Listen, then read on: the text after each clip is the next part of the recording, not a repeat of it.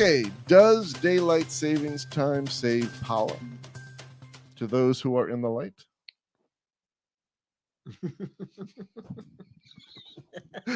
All right, I'll talk to everyone else here. Does daylight savings time? I told you it's going to be light. I told you it's going to be light. But does I'll let you think about that. I'll say it again. And instead of power, you can put in the Ruach, because that's power on the fourth. It does. It saves. Okay, you're jumping ahead. Well, I got a text from my brother. Oh boy, and you can jump. I got a text from my brother, and he's put solar panels all the way through his backyard, so it must be saving. He's the tightest man on earth. Is he listening to the broadcast? Is he answering the question? Did he call to wish you a happy birthday? Of course not. He's my brother. Well, yeah, no, I believe me. I knows it. My brother, though, I think he did actually call me once. I think it was about maybe 3 years ago. I think it was when you were 3 years old. I think he called you something. He called me a lot of things back then. When all four of the siblings and mom and dad were in this very tiny Cape. Did he ever call you the redheaded Tasmanian devil? No. Oh, well, he was nice. Yeah, he was definitely nice, but he called me a few other things. But James got pushed down the cellar stairs a couple of times. That's what. Yeah, as a little child, Fortunately, I landed on my head. It was that was the hardest part of my body. And well, my brother, he was chasing me and ran his hand through the window of the front porch and cut his hand up really bad, a lot of stitches. And then one time he's beating up on me, and I knocked the lamp off and branded him, broke the. So he's got more scars than I do. Woo! You're a tough family. So let me ask you a question, Jamie. Somehow this my news story is being used. His birthday. That's right, birthday boy. Okay. This is a counseling question, okay? Because seeing how you're bringing up all these memories, and James is bringing up memories, and of course, I don't have any memories. Must be my age. I forgot. You got restored. Yes, I'm telling you. Did you read my book? Can I send it to you for your birthday? Oh man, would you ever? I would definitely. You have to give me your address, okay? Send me your address on my Gmail. So the question is this, Jamie, and this is a serious question, because I hear you talking about your brother, and I hear James talking about his brother and his situations, and I've had some issues. What do you do, Jamie? How do you deal with situations where the relationship between relatives is not good, especially close relatives? How does one? If you do your best to reach out, you do your best to be congenial and whatnot, but then there's still a wedge. How do you deal with that? Well, I think you go to them, and if they won't receive it, shake the dust off your feet and move on. That is the wisest counsel. Wow. Yeah, it's the truth, though. Because there's nothing. You try. I've been one of those that persevered and tried. Hoping. And some relationships never happened. But I have to say one thing, I have to say one thing, that I had a situation with a very close relative, and I kept persevering and trying to have a relationship with them. I would go out of my way to say, we really all got to get together, blah, blah, blah. And it never happened. And then one day I got this beautiful birthday card, speaking of birthdays, from this relative. Beautiful birthday card. It was absolutely gorgeous, and signed love. And I was like, James, look at this. So I responded. I thanked the person very much. And it was not a coincidence that she sent me that birthday card, because how many days after was it? About 2 or 3. 2 or 3 days after that, she ended up in the hospital, very, very sick. and she actually ended up dying. So I was like, it was just interesting you said that, because I kept shaking the dust off my sandals, and saying, but still felt the need to persevere and try to connect. And anyhow, so What's the moral of the story? Don't send you a moral, birthday card.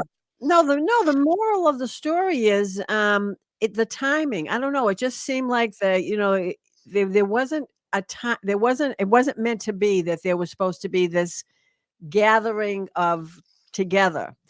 But the timing of the relationship just before she crossed over, I thought was very significant, and there was a healing that took place. It says, don't judge a man or a woman until the end of their life. And so I just thought it was very, very significant. I don't know. I don't know why I brought that up because I like it's nice when people get along, and it's nice when James and I talk about that all the time about, getting along with people. But there's some people that there's no common denominator. No, It just doesn't click. that's true. Right, Jamie? Some people get along. We sometimes get a short. Get along, little doggy. Get along. But I like your attitude, Jamie, because because it puts things in the perspective that need to be done so you can press on, forgetting those things which are behind and press on. Well, it's amazing that I have no idea where this news story is going anymore because I was going to talk about daylight savings time.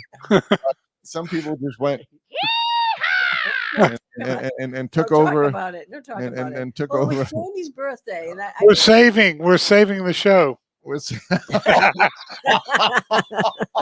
Wow. All right. Well, I'm going to put this on. Well, I don't know. You can sum it up. You can sum it up. Yeah, you Well, I'm can. going to sum it up. Usually, it's the first sentence of it, and then the last sentence, No, and that sums it up. Yeah, that's the way you do it. But me, I don't do it that way. Oh, come on. We want to hear now. You got us interested. Let me ask the question for the few people or whatever, how many people that dare to come into the chat room, the encouragement room, want to know. I mean, how many like the time clocks to stay where they are today? I do. I like daylight savings. Or do you like the November time frame thing or whatever it is? Is it November, October now? It's October. I like it. We're right where it is. What do you think, Jamie? Do you like it with more light during the well, this is a really good question because we want to be on the right time. We want to be on Yahweh's clock. And it seems like every time man gets involved, it gets screwed up. So whatever Yahweh's clock says, that's the clock I want to be on, which is sundown to sunrise. But isn't light his clock? It is his clock. Part of it. They'll be light. There will be light, and he likes light. So this is daylight savings. Man-made savings. No, it's true. It's true because I mean, I guess they've been doing it for thousands of years. Even in ancient times, they did it depending on where they were in terms of keeping more sunlight during the day itself. As best they could. How does that work with the flat Earth theory? There is no flat Earth. Unless there's a flat head. There's a few of those around. Yeah. I have never been accused of a flat head.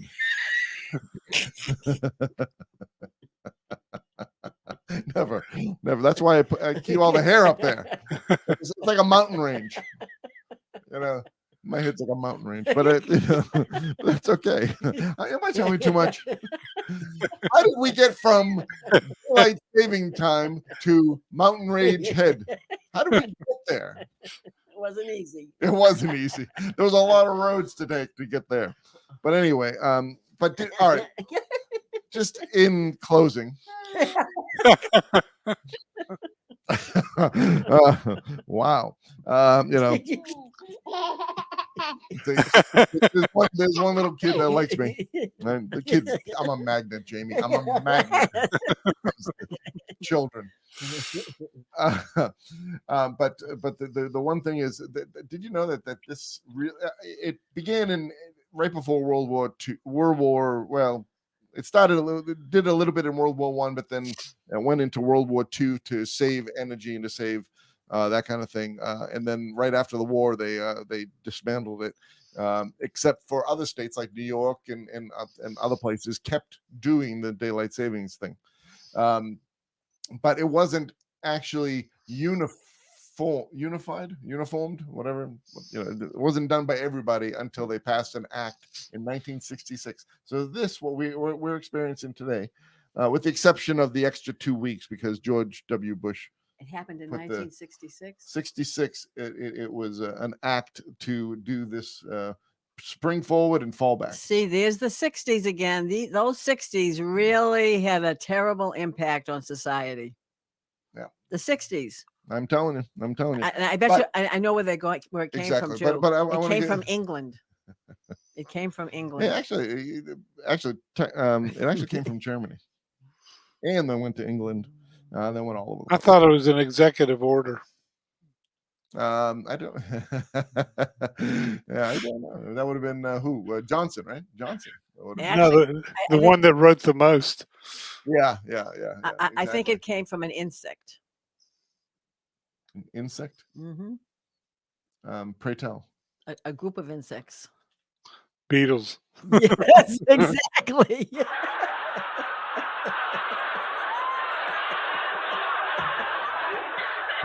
All right. I think the Beatles had an influence. I agree. And they had the wrong. They weren't tuned into the right source either. Exactly. Right. Oh, we have a news story though. Wait.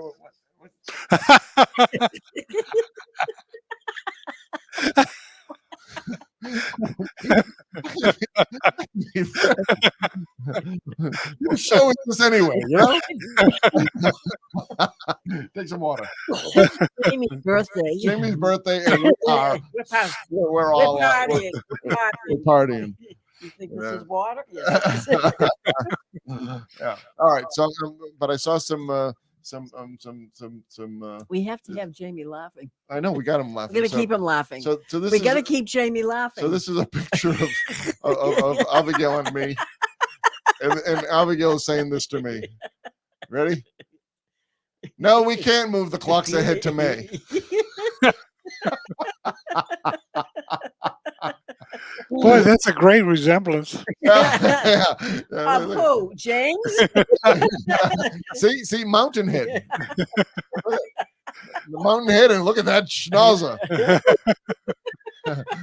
All right. And whose mouth is open? Abigail. And this is Abigail. It's pitch black out. What time is it? It is. Is it midnight? It feels like midnight. No, it's 5:27 p.m.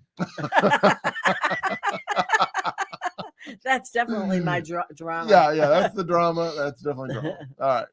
I went to bed last night and lost an hour while I slept. If only losing weight were that easy. We lost an hour, right? We lost an hour last night, right? Yes, we did.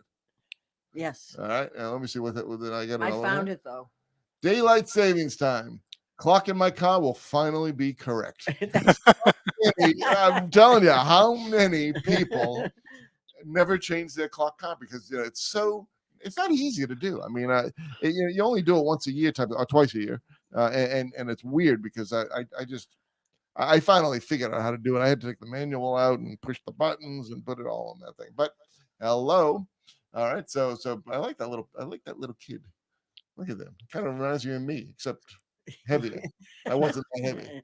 He's got that fist. He's ready to punch you right in the nose. And those little jowls. All right, here's another one.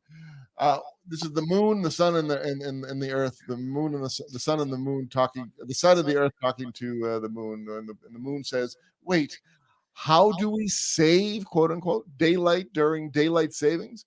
This makes no sense to me." And the sun says, "Oh, little moon, you're so cute trying to make sense of these things, the things that humans do." I mean, I love that. Isn't that so true, though? Yes. You know, I mean, because the sun and the moon and the stars were put in the fourth day as a Moedim, as the appointed time, and and then the three of them are looking at us and saying, "Oh, these foolish little human creatures! They just kind of mess up everything." All right, and then this is what we all look like usually on daylight savings. See, that's actually a good picture of me. Look at that. You were pretty waking up pretty spry today, though. Yeah, I know. All right. So anyway, I just like that. I like those little things. All right. So that is all for our birthday edition of Daylight Savings Time. So let me ask you a question, because it's an interesting concept. Daylight savings. It's a very interesting. It's just a very interesting statement, because if you read I think it's Revelation, there's going to be a light, and it's always going to be day. It's never going to be dark. That's right. That's right. And who's the light? Who's the light? Jamie? Me. Well, that's good. That's a great segue. I like saying segue. I do like saying segue. And you're shining mighty bright today. That's right. I'm right. Day. Yeah, last night I didn't know if I'd see another day, but here I am. Prayer works. It does. We are richly blessed to bring you what we believe is the fullest, most diverse, yet up-to-date progressive teachings, discussion, and prayer programming you can find anywhere on this planet. Be sure to take the tour of the MessianicLambRadio.com website. I'm Susan Hoogie, thanking you for joining us on the Messianic Lamb Video Network.